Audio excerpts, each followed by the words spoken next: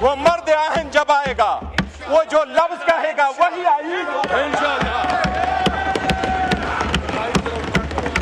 अब हमें साइडलाइन करके ये बावर करते हो कि आपकी सरकार को टिकाऊ मिल जाएगा। अरे वो मर्द आहन बैठा हुआ है, जिस दिन वो निकला वही अदालत खत्म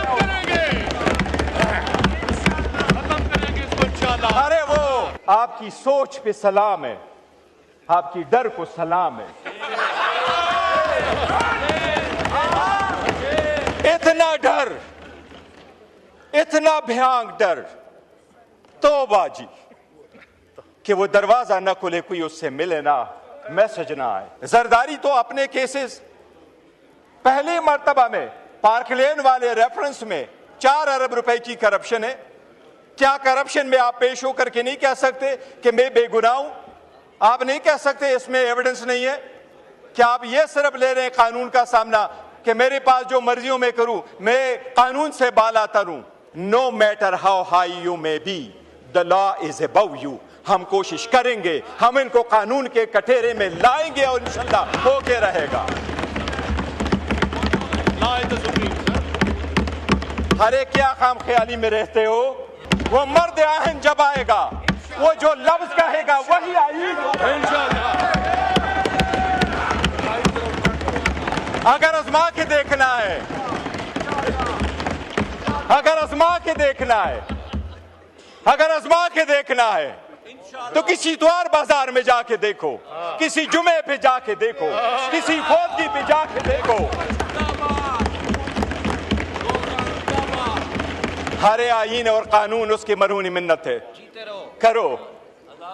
आपको जो ईवान में तरमीम लाई जा रही है, जनाब स्पीकर, ये तरमीम अगर प्रोसेस हो जाएगी और इस ईवान से ये अप्रूव होकर चली जाएगी, मैं समझता हूं और हम सारे यही समझते हैं कि इसके साथ जमहूरियत बराए नाम रह जाएगी।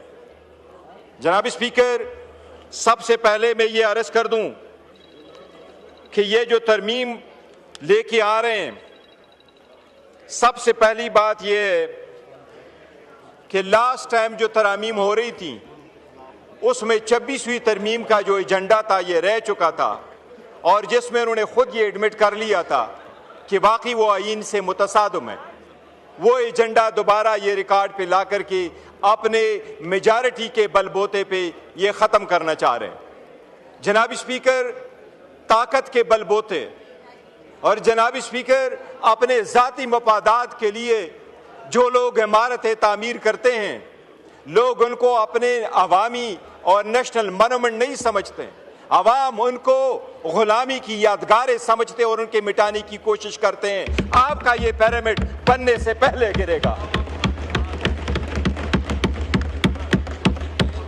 तारीख में पहली मर्तबा, दुनिया की तारीख में पहली मर्तबा एक न्यूक्लियर स्टेट के सरबरा बाहर मुल्क में बैठ के, बाकू में बैठ के वो अप्रूवल करा रहा है। इस तरमीम को हम बाकू तरमीम कहते हैं। इस बाकी तरमीम को, इस बाकू तरमीम को, इस सुबह बेनूर को हम नहीं मानते, अवाम नहीं मानते, नहीं मानते। जनाब स्पीकर, मुकद्दस जिम्मेदारी है, ऐवान कह रहा है, आईन कह रहा है, उसके इब्तिदाई अल्फाज प्रियम्बल के यही है।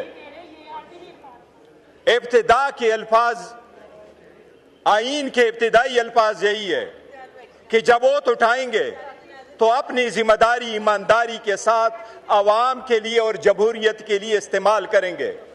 आज उसके साथ बेईमानी की गई है, उस जिम्मेदारी के साथ। जनाब स्पीकर, सबसे पहली बात तो यह है कि यह हुकूमत जब आई, PDM 2, PDM 1 की हुकूमत जिस वक्त आई तो अप्रैल में यह हुकूमत आई और मई में सबसे पहले उन्होंने तरामीम कर ली नेशनल अकाउंटेबिलिटी ऑर्डिनेंस में, और 50 करोड़ से कम केसेस को कंसिडर किया कि ये करप्शन के केसेस नहीं होंगे, और अपने सारे केसेस खत्म करा के ये साइड पे हो गए। और अब जाते जाते अपने आप को इम्यूनिटी देने जा रहे हैं कि हम जाएंगे तो इम्यूनिटी जाएंगे, हम कानून से बालातर हैं कि हमारा एहतसाब नहीं होगा।